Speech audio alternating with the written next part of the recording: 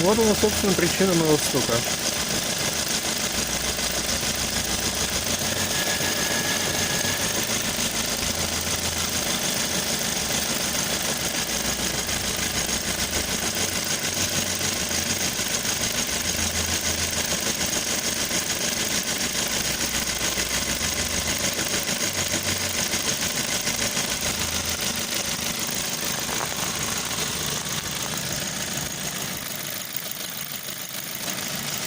Не маховик.